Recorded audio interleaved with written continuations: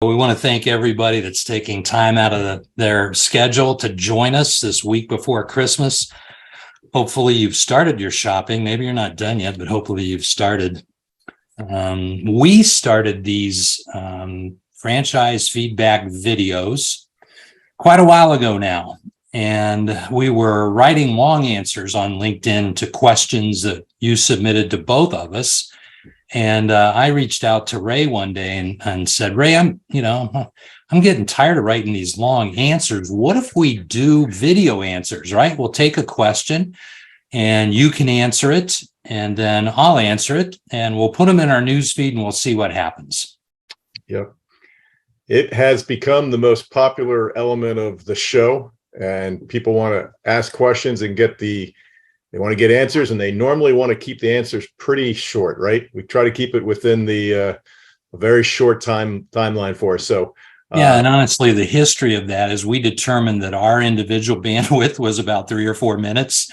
So that's what we tried to keep our videos to. We thought you might want to watch 3 or 4 minutes because that's what we like to watch in videos. And so we've received just a tremendous amount of support through LinkedIn and through talking to you for this series. So that's the origin of how franchise feedback came to be. And we appreciate, again, everybody's joining us right now and taking time to join us. What are we going to do today, Ray? What should people expect? All right, we're going to try to hit on quite a few things, Tara. A few things we want to talk about. A lot of people are coming on because they're trying to think a lot and learn about for next year. So we want to hit upon some aspects of what we're doing, talk about, everyone's always asking us about the hot franchises. They're asking what's going on out there. So we want to talk about that, but we also want to talk and make sure people realize the resources they have at hand. We have produced a lot of resources for people, whether they're existing franchisees. A lot of the people who are using these resources are people who already own franchisees, and they're looking to either expand or diversify. Yet we have a lot of the people who come to us who are new to this, may be very successful in their own right, but they're looking for things where they can start to build their generational wealth, to maybe change their trajectory of themselves and their family. So want to point out what's out there for them that they can use on their own time frame. So that's the start. Yeah, that's the start. And we thank everybody that's on time today. We're going to give you a resource in just a minute, and then we're going to name names today. We advertise this as, hot franchises for the coming year. Usually when we work with someone individually, which we're not doing today, we're in a group setting, but we get to know people before we start to talk about individual franchises. Clearly not the format today, clearly not what we advertised, and clearly not what we're not going to do. First flubs out of the way, Ray. They're good. We got to get those out of the way. Got to get those out of the way. Tara, we're going to break some rules today. We don't normally name names in the beginning, and there's reasons why we don't name names in the beginning, because with the thousands and thousands of options, the right one for you is not the right one for the next person. But today we're going to name some names just to get us started. Name some names with a caveat. What's the caveat, Tara? I don't know what the caveat is. All right, that was the second trick question. The caveat is be careful. I know when we name names, if you're like me, you're going to start typing in, the McDonald's.com, right? You can do it if you want. That's up to you. What we prefer to do, and we're trying to save your both your email address and your cell phone. What we prefer to do is find the right things for you and present you to get you to the front of the line. And it saves your email address because oftentimes when you're in my mentor called it the love canal. Sometimes when you go to a website, you're dipping in, you're taking a bath in the love canal. Don't do that, because what happens is your email gets blown up, right? You don't know where it's going. Right. And secondly, your cell phone, you're going to have to, Tara, what do you tell other people when they do that? Go ahead. I know what if you've been to one of the sites out there about franchising that have 500 or 600 franchises on them, when you click and request more information, you're going to get an immediate call. So if you click 6, 7, or 8 franchises where you want information sent to you, you're also going to get a phone call. So what I tell the people I work with is just go down to, one of the cell phone stores and buy a burner phone.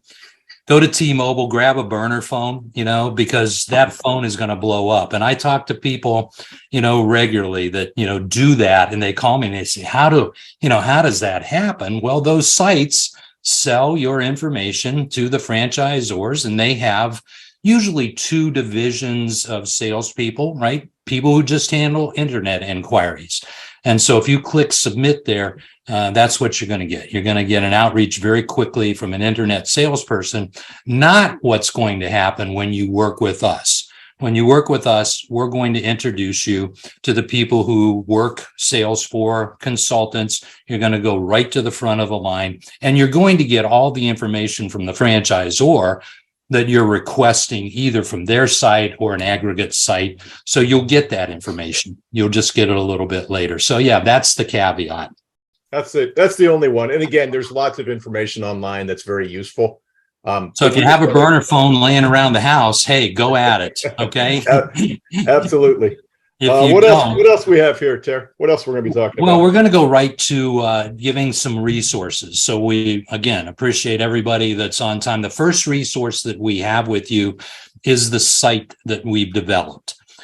We took all of the videos that we've done. We worked with our production teams and our producer, and we put those on a URL called HireYourBestBoss.com. 4 words, HireYourBestBoss.com.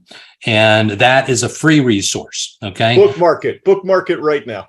Bookmark it right now. Go there.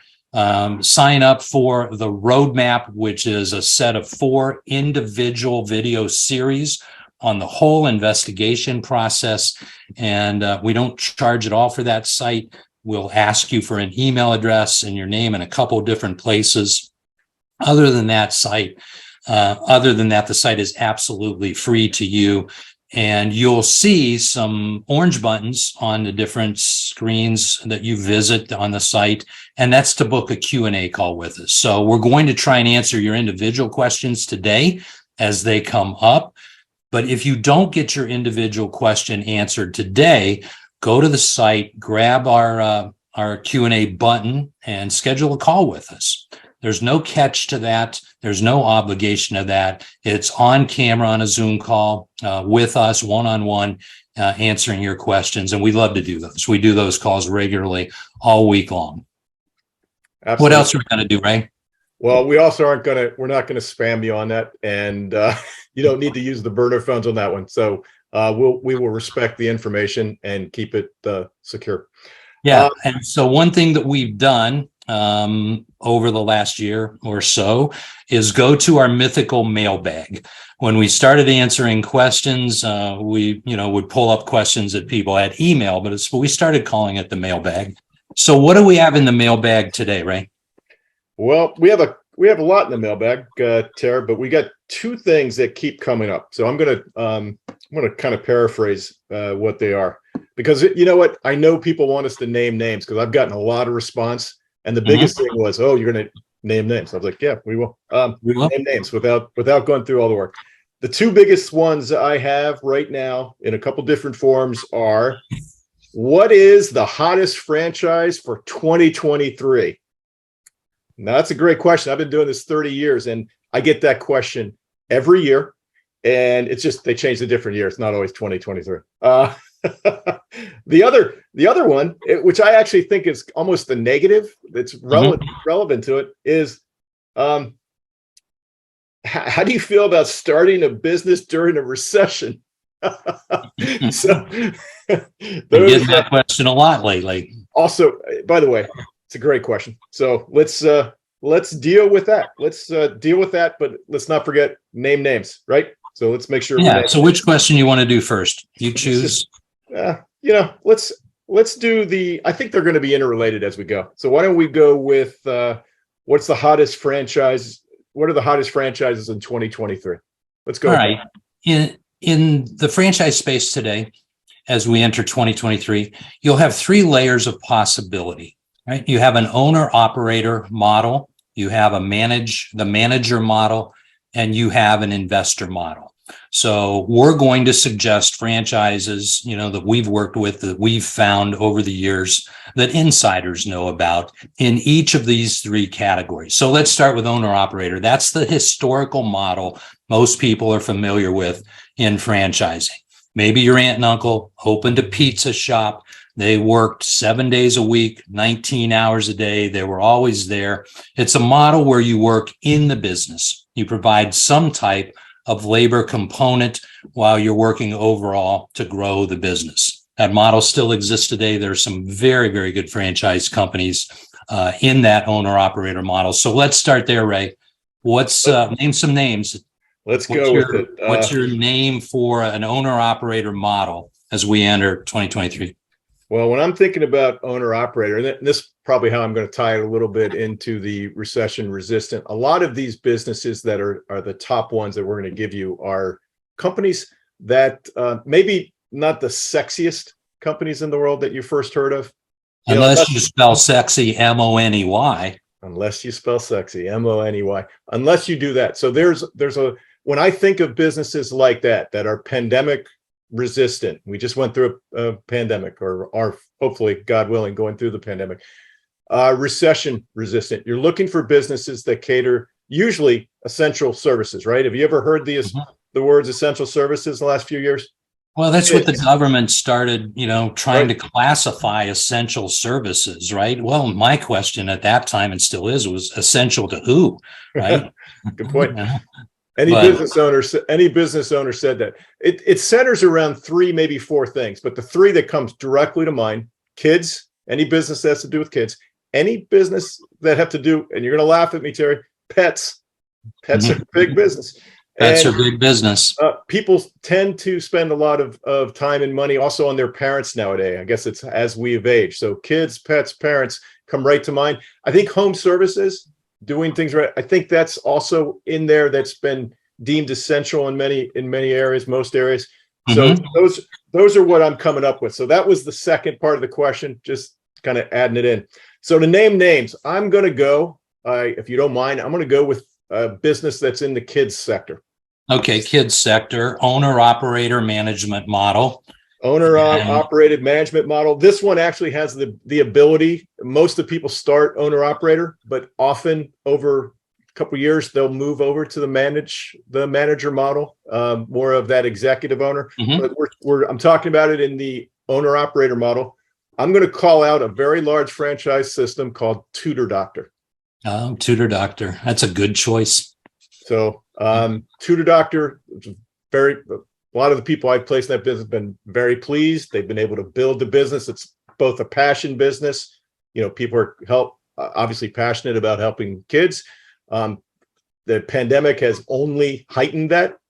Have you heard stories about kids who have missed a year or 2 years of actual learning? Way too many stories I've heard about that. Yeah. So I'm going to go with Tutor Doctor. Very low overhead business. A business that is your biggest investment in my mind is going to be your time in those first couple of years. My choice in the owner operator category is a portion of the owner operator that most people don't have a lot of exposure to. It's the business to business segment of the owner operator model. So think coaching, think consulting, think training. These are B2B white collar franchises that frankly, a lot of people that I've worked with over the years haven't heard of or don't know about. Right. One of the top franchises in that category is called Focal Point Coaching. Excellent. You like Focal Point, Ray? I think Focal Point is an excellent business. Yep. Yeah. I do too. Started many years ago by a well-known author who's in the Personal Development Hall of Fame. Many franchisees in that system, and a very high quality individual who becomes a Focal Point franchisee. When I send people to Focal Point for an investigation, they always come back to me and talk about the quality of people they met, not only in the home office organization, but in the franchisee base across the country. They have systems for customer acquisition. They will teach you, they will train you, they will support you. That's my choice in the owner operator category, Ray. Great choice. Tara, I've had many people go there, had really successful experiences there. But even the people who go and just do the informed decision process and decide it's not for them. And remember, there might be a great business. It has to be great business for you, right? That's not a great business for everyone, but for the right people, it's great. They've gone through the informed decision process. That's the step-by-step process that we teach our folks how to implement. And they always come out and say the same thing, no matter whether they do it or not. They always talk about what a great experience they've had learning about that business and how much more meat on that bone there is than they initially thought. So great choice. I like that one a lot. Yeah. And just to revisit your second question that was out of the mailbag about starting a business during a recession, franchising does very well in categories that are fragmented. You'll see a lot of mom and pop businesses in a category, and then the franchise company comes in, with the brand, with the legal, with the training, with the support. And franchising tends to do very, very well in those categories. Well, anybody who's been through a recession or has owned a business and been through a recession in their lifetime will tell you one of the attractive factors of starting a business during the recession is market share is up for grabs, right? You have mom and pop businesses that are going out of business for whatever reason, and you've got a lot of market share that can be captured. And as you work with people who have owned businesses before, many of them have a preference to start their next or their continuing business, during a little bit of downtime. And that's one of the reasons that they do. So not everybody, is concerned about that. All boats, in the lake go down when the water goes down, and then all boats in the lake rise when the water comes back up. But there are many categories of business, that have a historical track record of performance during recessionary periods. That's what you want to look for as we come up to 23. I heard this morning on one of the television business news channels that 70% of economists are predicting, a recession in 2023. Okay, many people think we're in one already. Okay, so business cycles come and go. Let's just make sure that we're investigating businesses that have a great track record during up and down times. Make sense, right? Absolutely. Remember what Warren Buffett says, right? When people are running away, that's when you run too. I'm surprised how many people, I shouldn't be, but I'm surprised how many people from 2009, 2010 time frame who had purchased and grown businesses since then have come back to diversify now. They recognize these times and they're running to the opportunity. It's interesting. Good time to get into it. So, Tara, let's move on to, how about we talk a little bit, first of all, about this category.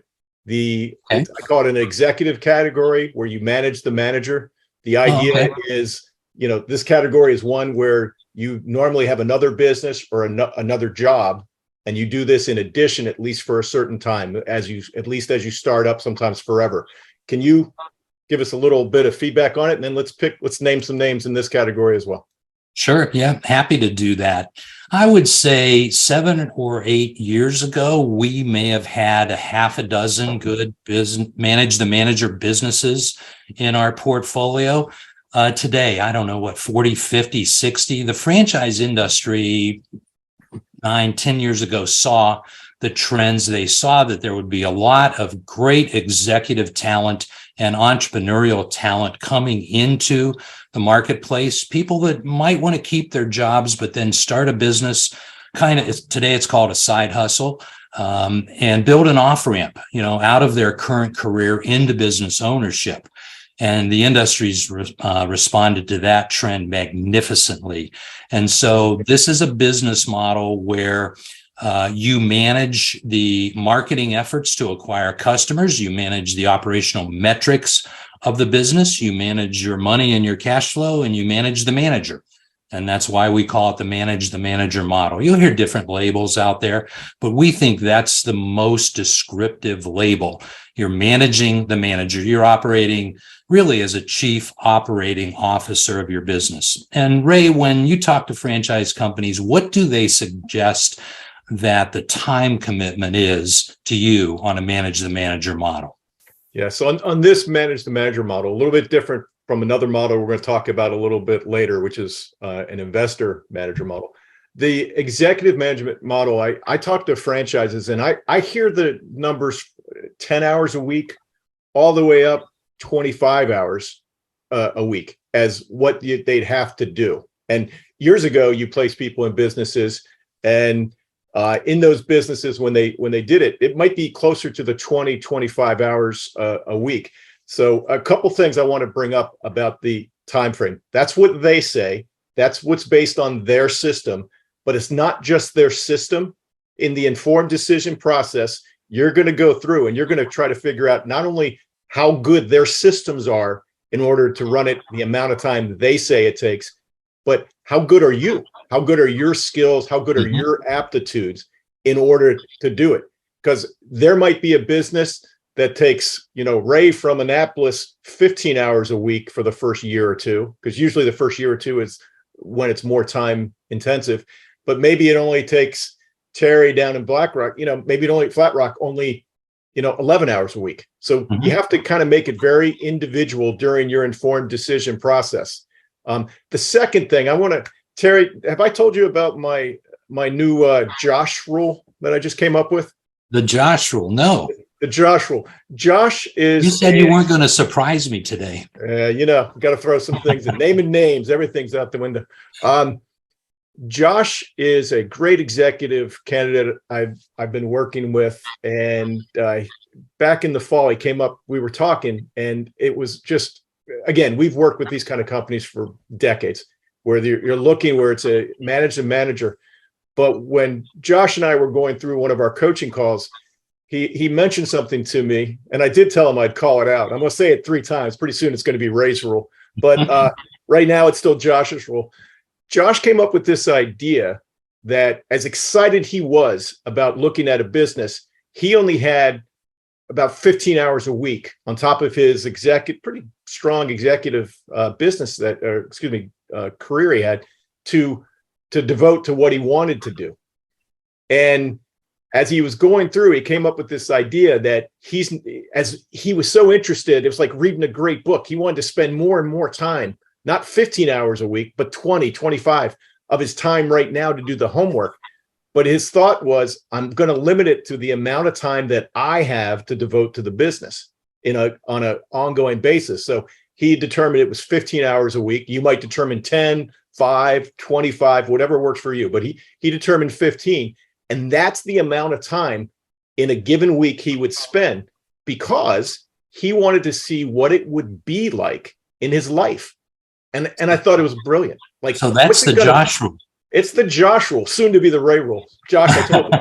It's soon to be the Terry rule. I love that rule. Thank you, Josh. It's a very good rule, and I think people should implement it. And if that makes your investigation, instead of taking 6 weeks, if it makes it go 7 weeks or 8, okay. Because you want to make that informed decision. That's informed decision process, is so that you can make the informed decision. And I know I'm getting excited about this, but I think it's really, really important. So that's what I think. And now I forgot what the question was. Are we naming names, Ter? We can name names. Yeah, absolutely. Why don't you go first on this one? You want me to go first on this one? All Please. Right. Going back to what we said a few minutes ago, great categories, kids, pets, recession. People have discretionary income. They have non-discretionary income. Those categories tend to fall more towards the non-discretionary side. So I'm going to pick the parents category, and I'm going to say that helping seniors is a great franchise. You'll start in the business, okay, but then you'll find a manager and you'll scale and grow that business as a manage the manager business. I really like this offering. We know the statistic, most people do, that 10,000 people turn 65 every day, as the baby boomer bubble moves through our demographics. And I have experience, with this franchisor in our family.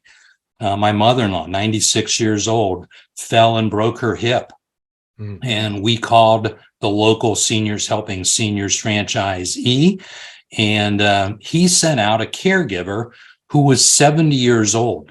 And my mother-in-law absolutely loved it. She loved it more than some of the other people who had come to help her from her community system, her county system, that were younger.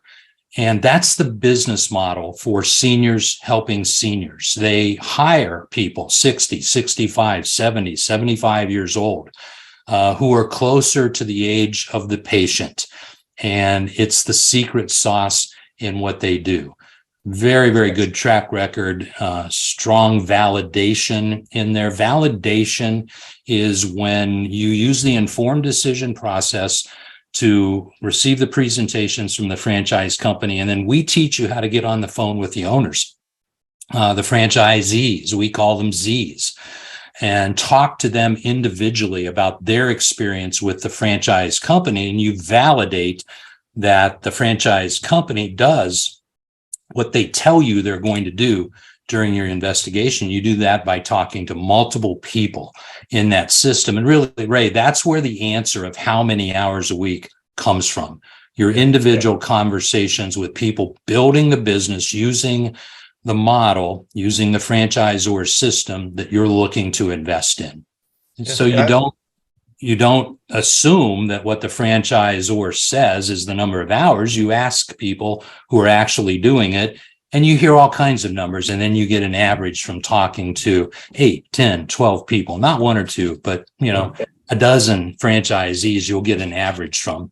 Yep. Golden nugget number 2, the trend is your friend. Find the franchisees like you in like areas. It's not ever going to be exact, and find the trend of talking to them and validate. It's going to be your best practice group if you decide to go forward anyway. Keep track of who you're talking to, what they said, and learn from them to put yourself in the best position possible. And the candidates that I'm working with, I coach them to keep those notes they do during validation, because if they invest in that franchise company, they're going to meet these people over the years at national conferences, regional meetings. They may become very, very close friends with people around the country that are that secondary layer of support, the franchise owners. All right, Ray, your turn to name names. I'm going to name the name in just one second, but I'm going to go back to your point because I love it that much. You also get one other part of the informed decision process that Terry just alluded to when you're talking to those franchisees and you're keeping notes so you know who you're talking to in the future. And those brother and sister franchisees, it's very important. Another reason to do it is if you take your notes and keep them and you keep them organized, you now have a best practices workbook. You know who is the best at labor and hiring and who is running the highest profitability, perhaps. Whatever the aspects are of the questions that you're asking, you're going to have a great cheat sheet almost that you can use, that best practices. So and again, we'll teach you, we'll send you 90% of all the questions you probably want to ask, but you'll come up with more. The resources are there. We won't go all into them, but if you have questions, this is the secret sauce insiders use that you can also use. All right. Absolutely. And let me jump in, Ray. Please ponder on your choice here very carefully. I know you're getting ready to name some names, but if you have a question, if you're watching today, you're in our audience. Number one, thank you for being here. Number two, if you have a specific question you'd like us to answer today, put it in the chat box and we'll try and get to that, right? If we don't get to it, if there are multiple questions and we don't get there, then you can go to hireyourbestboss.com/roadmap. And there's a button there. You can schedule your own Q&A call. All right, Ray, you want a drum roll or you just want to name it? No, we'll just go with it. I'm probably pivoting a little bit here, but with my manage the manager, I'm going to go with a company that actually has 10 verticals, different companies. who went through and I thought in a very tough industry during a pandemic. I thought they did a bang up job. It's what I look for personally in a franchise partner. You know, people can be really good when things are good. How are they when things are tough? And this company, I thought, did an excellent job. I agree with you. I think if you talk to their friend, you know who it is because I said I know who it is because yeah. But again, that inside information, Tara. The thing I think is very interesting about this company is that how hard they worked with the people during a difficult time. And when you talk to their franchisees during validation, I think if anyone on this call ever does, you should really ask the franchisees about the kind of support that they were able to get. So the company is called Exponential Fitness. Good luck looking that one up online. The Exponential Fitness, they're a boutique fitness concept. They have 10 verticals. Some are probably ones you've really heard of. Club Pilates. I'm dropping bunches of names there. Pure Barre. Wow. We heard those names. They have some newer brands, things like BFT and Cycle Bar has been growing like a weed. And what's that? Oh, Rumble. Oh, Rumble. That's a cool name. Fun boxing modality. Yoga 6. Yoga 6. They do a great job. They have a lot of talent over there in their leadership, I think, and they have a lot of talent in their development. People take really good care of helping you go through the process and learn. So, which is what here's a question for our viewers today, Ray. Show of hands out there in the audience. Who knows Orange Theory Fitness? I would think probably 80% of the hands in the room today went up. Lots of people know Orange Theory Fitness. Yep. Exponential Fitness is today 3 times larger than Orange Theory, and in the next 2 years will be 6 times larger than Orange Theory. Let that magnitude sink in. Wow, those kind of numbers kind of throw you off. So a lot of people get into that manager business that I told you about. A lot of people get into that because they're building their mini empire. Realistically, that's what they're trying to do. They normally they're going to try to get scale and scope. Mm-hmm. Most people, from what I understand, what my people tell me is they're starting manager run. Most people, some people want to do it themselves, but most people do manager run, and they tend to do multiples over time. So again, it's all about math, doing your homework. Don't bite off more than you can chew. I can give you all the old rules there that I would still recommend. But that's the one I would choose as a name, and as a bonus, you just got 10 names. Exactly. All right, you want to move to the investor category? Yeah, it's a really exciting investor category.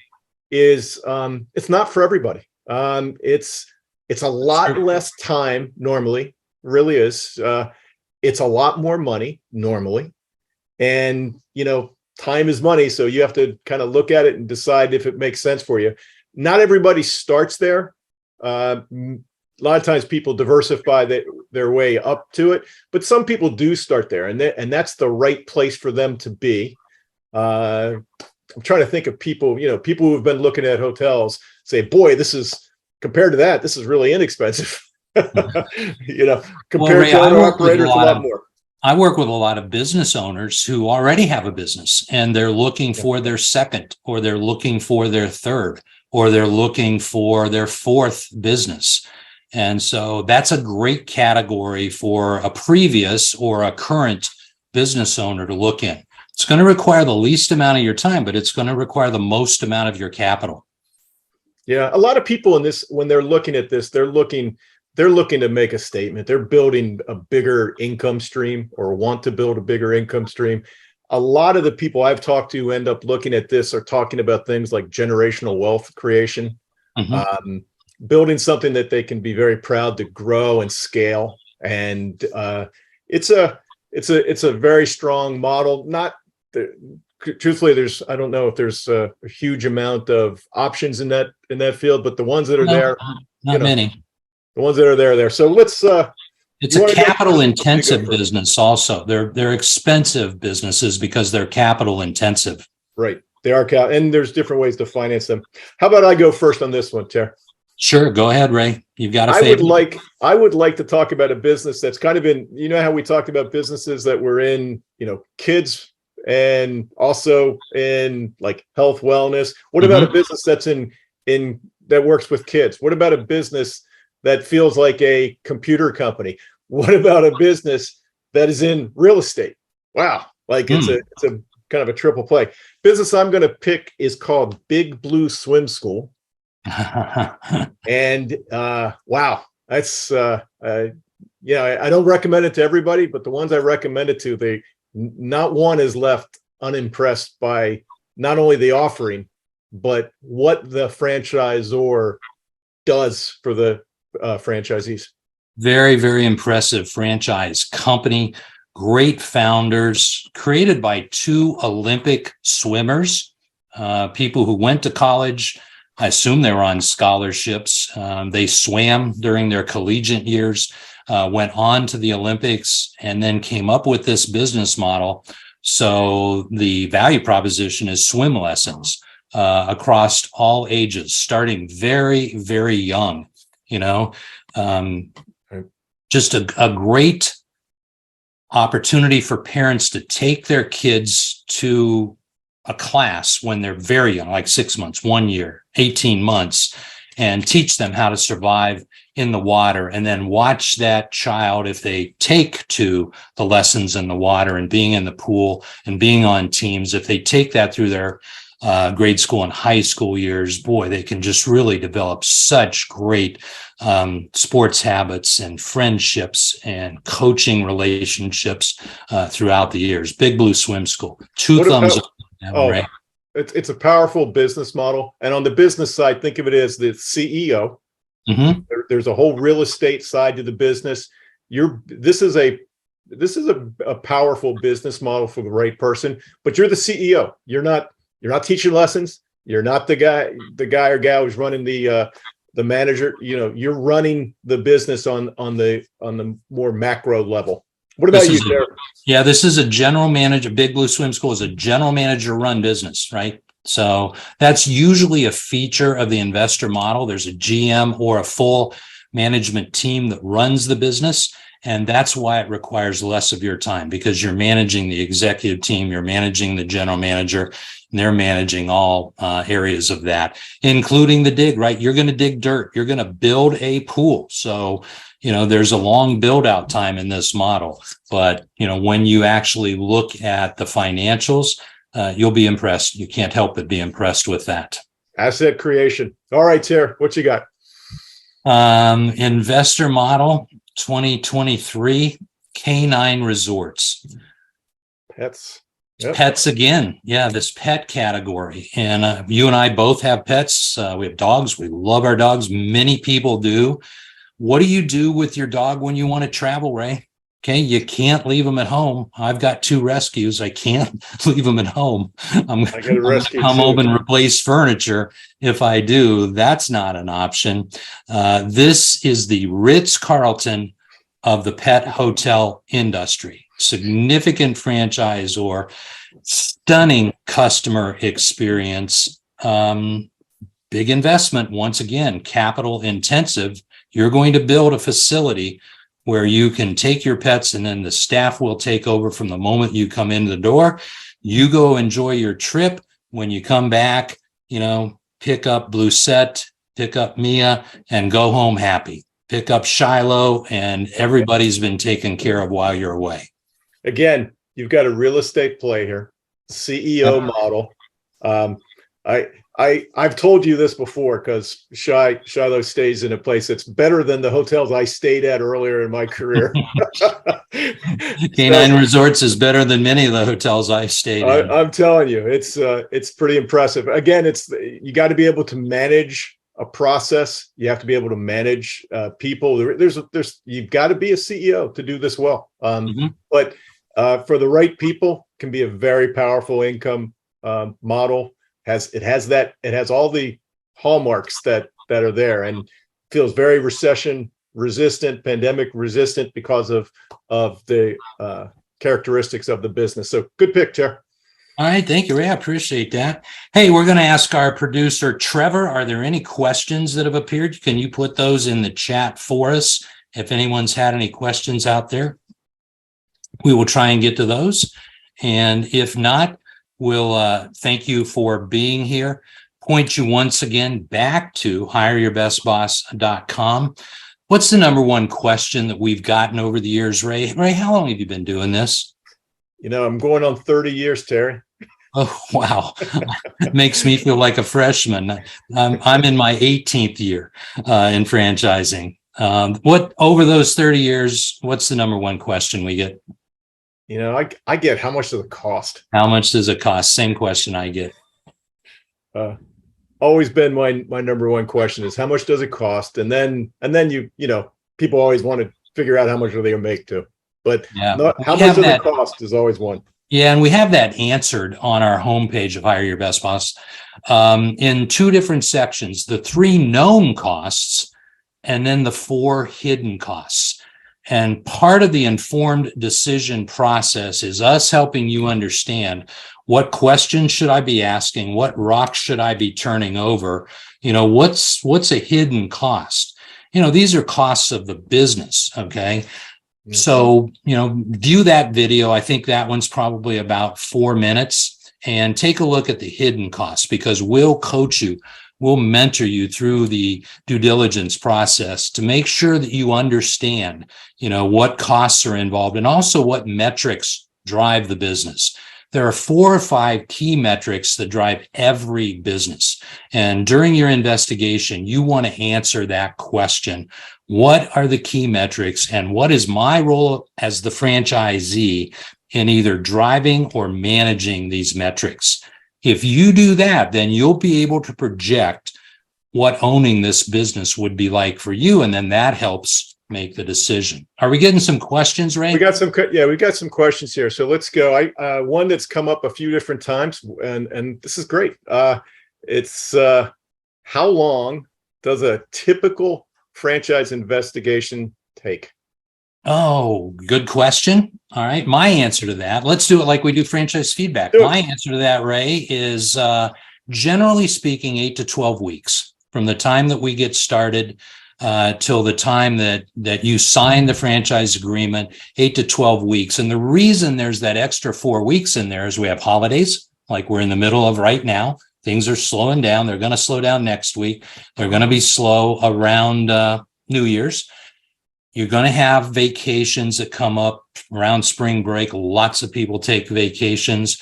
And you're also going to have the flu, RSV, COVID, things like that. You're going to miss some calls. So that's my answer, 8 to 12 weeks. What do you tell your people, Ray, that you work with?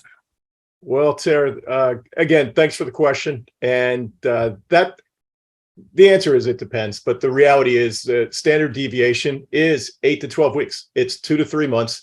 Depends on how much time you're putting in, but it does take that amount of time usually to go through an informed decision process. Some people compress that by putting more time in. So the answer, 8 to 12 weeks. I've seen it done as quickly as about 2.5, 3 weeks to go through.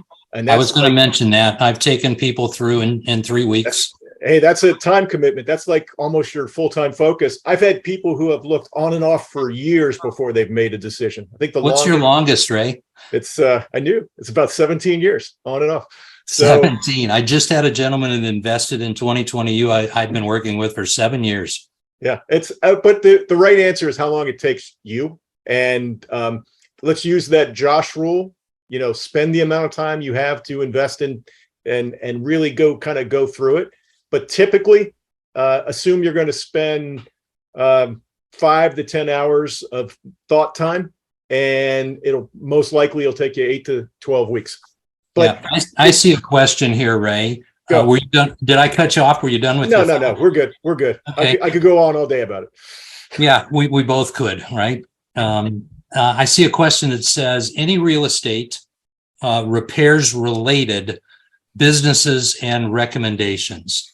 And it looks to me like that might have come from Sergey. I hope I'm pronouncing that right. My answer to that, ask for your answer. We'll go with your answer, Ray. Real Actually, estate, no, go. real estate, home repair, home improvement related. Sergey, there's a very, very long list these days. Okay. So my suggestion is let's make a question and answer call, book one with us. Happy to name names for you there. Rather than, force you into a process. We'll talk about that. On today's call, do you have one that's coming to mind, Ray? I've got 4 or 5 or 6. I'm trying to narrow that down to 1 or 2. I'm gonna go with a couple. I got a couple come to mind. Ace Handyman comes to mind.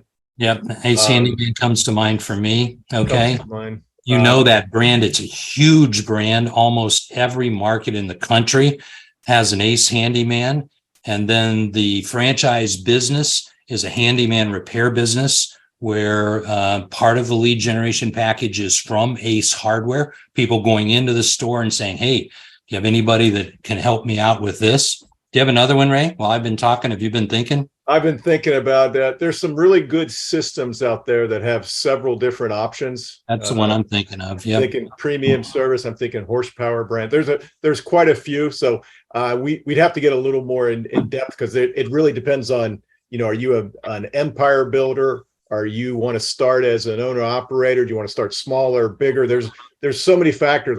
I'd almost have to limit it down. So there are definitely some options out there.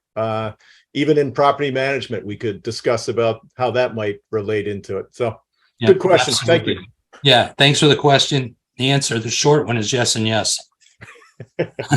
And then I think this is a question, Ray. It says, what does it cost? Actually, I believe that what does it cost goes back to our hidden cost and the known cost. So why don't we break down the layers of management, the 3 layers of possibility by cost, and then kind of wrap up there? Sounds good. Let's go. Yeah. Owner operator. Owner operator, $75,000 to $100,000 all in. When I say all in, what that means is, as a franchise insider, is that's inclusive of the franchise fee, a one-time fee paid at the beginning of your relationship with the franchise company, usually good for a 10-year license to operate that business in a given territory. The second element of all in is the initial investment. That's the legal description for the hard costs to start the business. That appears in the franchise disclosure document in the item 7. And then the third set of monies you need are the working capital. The franchisors will suggest in their disclosure document what working capital that you might need. So $75,000, $100,000 all in as a general rule in that owner operator category. Right. And to make the category a little bit bigger, because sometimes you might want to get a multiple territory. So we put together a document, Terry, if anyone wants it, we can get it sent out to you. And it's the different quadrants with distinct strategies that we send out. And it can be, again, each of these categories is going to be movable. And Terry's not bringing into account that you might go for multiples or a really large territory. It's up to you. After you do the math. So after you do the math, right? But it could be, I think, 75 to 100. And if you wanted to do multiples, it could even go all the way up to, a couple hundred, depending on what's going on. Yep, that's right. The manager layer of possibility, low end of that range, 125 to 150, upper end of that range, 350, 450,000. Right. Lower end of that range, you have mobile van-based businesses. Think lawn care, think disaster restoration, think interior, exterior painting, products and services that come into your home. The question that Sergey asked, if I'm pronouncing your name right, and if I'm not, I apologize. When you get to the middle of that manager category, you start to get into brick and mortar, storefront businesses, exponential fitness, the call out for 23 that you mentioned. Probably going to start in most markets around 250,000 as an entry point into brick and mortar. And then as you go towards the upper end of that category, larger square footage, 2,500, 3,500 square feet. Good example of that would be more sophisticated retail, a pet food store. Manager, a couple assistant managers, 8, 10, or 12 part-time employees who stock the shelves with dog food and carry the 50-pound bags out to people's cars. I think that's the range. Would you agree, Ray? I do. Again, everybody. These are not absolutes, but they're ranges. They're good ranges. We tend to go. When we talk to you, we're going to probably tend to go on the high side for you so that you can have. Obviously, you want to be as prepared as possible. Investor, the investor model. I'm going to say 500,000 up. Yep, 500,000 up. That's exactly what I think. Yeah. And now, does that mean that you have to have 500,000 in cash or $1 million in cash to buy a franchise? No, not necessarily. What it means is you're going to have skin in the game. Let's be honest. You're going to have skin in the game. But there's many financing resources, vehicles that can get you there. Most people end up. They always ask me, "What's my one financing?" I'm like, "Well, it's usually more than one, right? You're building a financing plan. It's like a stool, and you're going to have multiple legs holding up that stool." There's also tax implications. How you finance it has an effect on your taxes now and in the future. And we'll walk you. That's a whole another discussion for you for another day. And that's another resource. We have 4 funding and financing companies that specialize in franchising that we can introduce you to as part of the resources that we bring to the table. So finding money is just as important. Finding the right money is just as important as finding the right franchise. Would you agree with that, Ray? 100%. Couldn't agree more. Yep. And all right, I think we've answered a lot of questions. Oh, there's another question I see here. What do you got? What does it cost to work with us? Oh boy. Yeah, buckle up, Buttercup. Buckle up. Grab your wallet or your purse. Our services are free now and in the future. There's 2 ways we get paid, and these 2 ways we want you to know, because we're different than a lot of people you're going to see out in the internet, the love canal there. The way one is if we're right. If we work with you and we walk you through the process and you find the right fit, you love them, they love you, you guys decide to partner, they will pay us a finder's fee based on that. It won't cost you anything. You could go direct. It's going to cost you X.